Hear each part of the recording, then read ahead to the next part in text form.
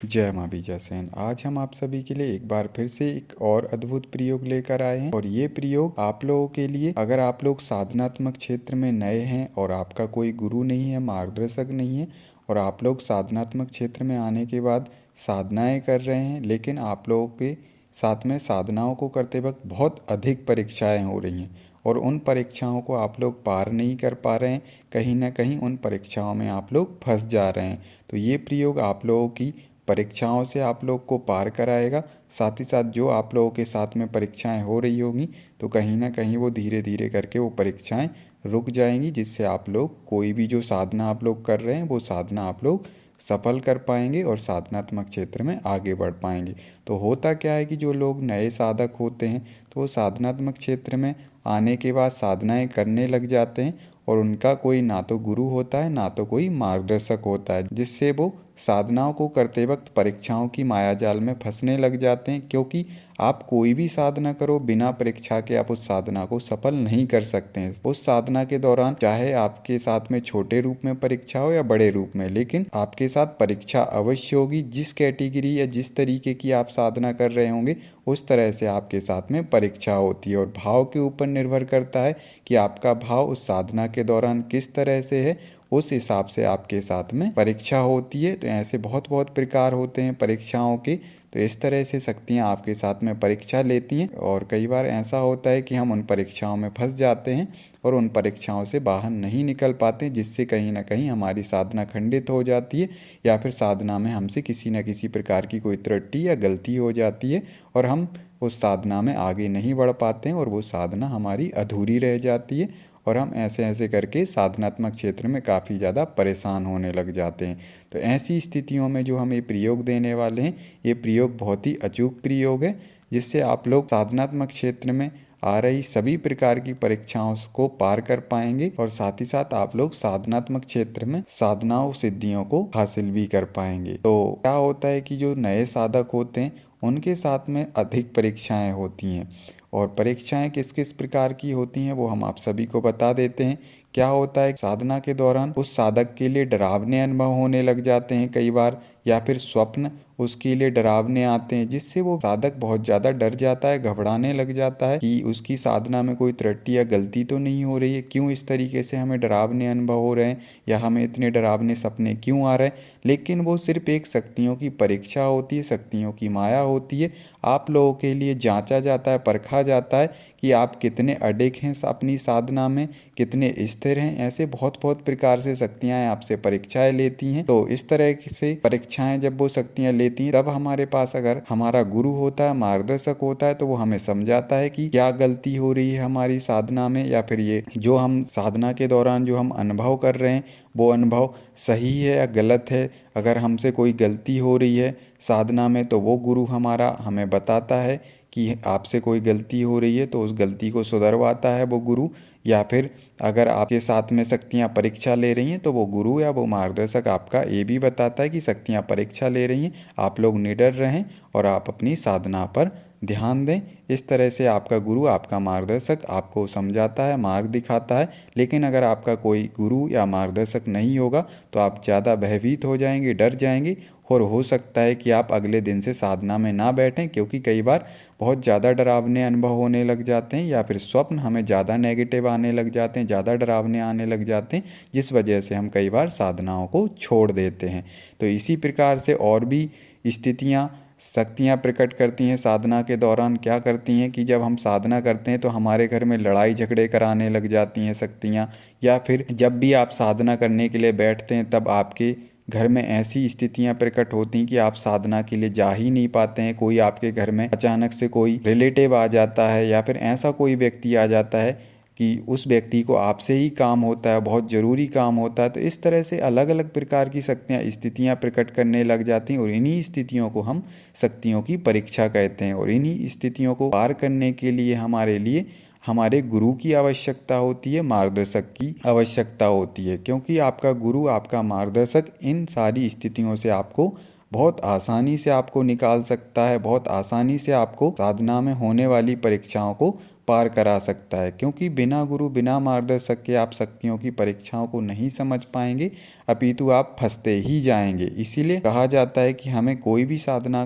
करने से पहले हमारे गुरु से अनुमति लेनी चाहिए या फिर गुरु परामर्श से ही साधना करनी चाहिए। गुरु के निर्देश अनुसार ही साधना करनी चाहिए, गुरु के सानिध्य या संरक्षण में रहकर ही साधना करना चाहिए। तो इसी तरीके से साधना की जो परीक्षाएं होती हैं वो बहुत अन्य अन्य प्रकार की होती हैं साधक के साथ में। जब साधक साधना कर रहा होता है तो उसके लिए बहुत ही नेगेटिव थॉट आ रहे होते हैं, या फिर उसके लिए अश्लील थॉट आ रहे होते हैं, या फिर अन्य अन्य प्रकार के उसके लिए थॉट आ रहे होते हैं, या फिर उसके लिए जाप करने का बिल्कुल भी मन नहीं कर रहा होता है।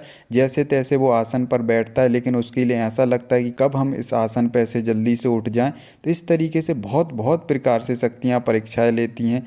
हो सकता है आपके सर में दर्द भी कर सकती हैं, हो सकता है कमर में दर्द भी कर सकती हैं, या फिर जिस हाथ में आप माला पकड़ते उस हाथ में आपके लिए दर्द दे सकती हैं।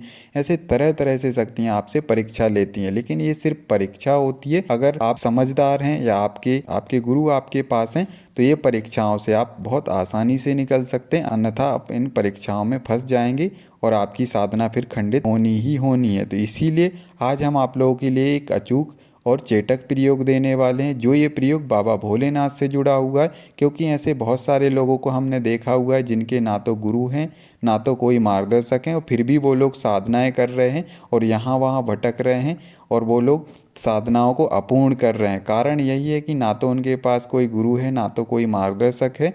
तो इसीलिए ये प्रयोग हम उन सभी लोगों को देने वाले हैं जिससे वो लोग इस प्रयोग को कर सकते हैं और साधनाओं में होने वाली परीक्षाओं से बच सकते हैं। तो आप लोगों के लिए करना क्या है कि जो बाबा भोलेनाथ का जो ओम नमः शिवाय मंत्र है, इस मंत्र का आप लोगों के लिए किसी भी साधना को करने से पहले आप लोग इस मंत्र का जो भी हम प्रयोग बताने वाले हैं उस प्रयोग को करने के बाद ही आप लोगों के लिए साधना करनी है। या फिर जिस तरीके से हमने परीक्षाएं बताई हुई हैं, स्थितियां बताई हुई हैं, अगर साधना के दौरान आपके साथ में इस तरीके की स्थितियां घटित हो रही हैं, इस तरीके की परीक्षाएं आपके साथ हो रही हैं, तब भी आप लोग इस प्रयोग को कर सकते हैं समय निकाल कर।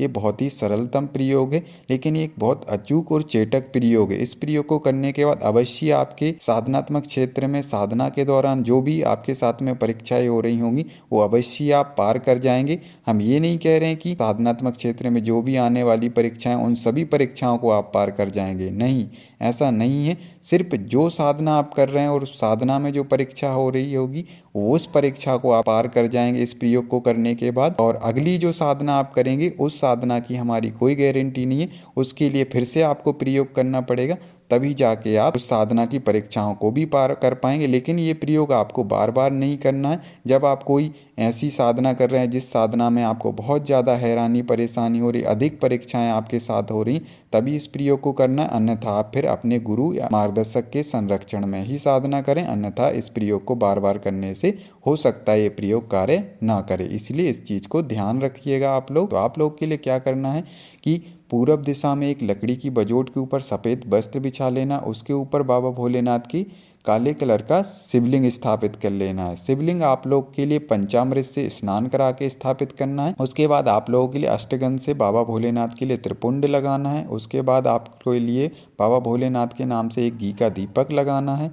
उसके बाद आप लोगों के लिए धूप बत्ती या 5 या 7 अगरबत्ती बाबा भोलेनाथ के लिए लगानी है, या फिर आप लोग 11 अगरबत्ती भी लगा सकते हैं। उसके बाद आप लोग बाबा भोलेनाथ के लिए पुष्प चढ़ाइए, और साथ ही साथ आप लोग बेलपत्र भी बाबा के लिए चढ़ाइए। और भोग में आप लोग बेसन के लड्डू का भी भोग लगा सकते हैं, या फिर आप लोग पंचमेवा का भी भोग लगा सकते हैं, या फिर आपके पास जो भी भोग हो उसका भी भोग आप लोग लगा सकते हैं प्रेम और भाव से। इस तरह से बाबा की आप लोग विधिवत तरीके से पूजा पाठ कर लीजिए, सेवा कर लीजिए। उसके बाद आप लोग क्या करिए कि बाबा भोलेनाथ के ओम नमः शिवाय मंत्र का बाबा के सामने बैठकर सिर्फ 1 घंटे तक आप लोगों के लिए जाप करना है। और इस जाप को करते वक्त आप लोगों के लिए ध्यान रखना है कि सफ़ेद वस्त्र धारण करने और आसन आप लोगों के लिए कुशा का लेना है। और उसके बाद आप लोग 1 घंटे तक बाबा भोलेनाथ के ओम नमः शिवाय मंत्र का जाप करिए। और जिस भी शक्ति की आप लोग साधना कर रहे हैं, जिस साधना में आपके साथ में अधिक परीक्षाएं हो रही हैं, या फिर उस साधना को आप पार नहीं कर पा रहे हैं परीक्षाओं की वजह से, तो आप बाबा भोलेनाथ से उस शक्ति की साधना के विषय में बोल सकते हैं कि बाबा हम इस साधना को कर रहे हैं, लेकिन इस साधना में हमारे साथ में बहुत अलग अलग तरीके की परीक्षाएं हो रही, जो भी परीक्षाएं हो रही हैं उन परीक्षाओं के विषय में भी आप बाबा से बोल दीजिए कि हे गुरु बाबा भोलेनाथ, आप हमें इन परीक्षाओं से पार कराएं और इस साधना में हमें सफलता देना है। और जो भी शक्तियाँ हमसे परीक्षा ले रही हैं, कृपा करके उन सभी शक्तियों को आप रोक दीजिए, ताकि वो शक्तियाँ हमसे दोबारा परीक्षा ना लें और हम इस साधना में सफलता अर्जित कर पाएँ। हम ये नहीं बोल रहे हैं बाबा कि हमें पूर्ण सफलता मिले, जो आपको उचित लगे उतना आप हमें इस साधना में सफलता दिलाएं, ऐसी हम आपसे प्रार्थना करते हैं। ऐसी आप लोग अवश्य प्रार्थना करिएगा, जिससे बाबा आप लोगों के लिए आपकी पात्रता के अनुसार उस साधना में सफलता अवश्य दिला देंगे। क्योंकि कई बार क्या होता है, शक्तियाँ परीक्षा इसलिए भी लेती हैं क्योंकि हम अपात्र होते हैं, और अपात्र व्यक्ति को कभी भी शक्तियाँ कोई भी चीज़ नहीं देना चाहती। इसीलिए भी हमारी साधना कई बार शक्तियाँ खंडित करा देती हैं या फिर हमसे अधिक परीक्षाएं लेती हैं, क्योंकि परीक्षाओं से ही व्यक्ति पात्र बनता है। तो ऐसे तरह तरह से शक्तियों के नियम होते हैं, शक्तियों के अलग अलग सूत्र होते हैं। हमें भले लगता है कि शक्तियाँ हमसे क्यों परीक्षा लेती हैं, लेकिन कहीं ना कहीं शक्तियाँ हमारा हित ही चाहती हैं। तो इसी तरीके का ये प्रयोग है, तो आप लोग इस प्रयोग को कर लीजिए। कोई ज़्यादा कठिन प्रयोग नहीं है, बहुत ही सरलतम प्रयोग है। बस आप लोगों के लिए जाप करना है और बाबा से प्रार्थना लगानी है अपनी साधना, जो भी आप साधना कर रहे हैं उस साधना के विषय में। उसके बाद आपके साथ में उस साधना के दौरान ना तो कोई परीक्षा होगी और आप बहुत ही आसानी से उस परीक्षा में सफलता भी प्राप्त कर सकते हैं। तो कैसा लगा आप लोगों के लिए हमारे द्वारा दिया गया प्रयोग? अगर अच्छा लगा है तो आप लोग हमारे चैनल को सब्सक्राइब कीजिए, वीडियो को लाइक कीजिए और ज़्यादा से ज़्यादा शेयर भी कर दीजिए। जब तक के लिए आप सभी को जय माँ बीजासैन।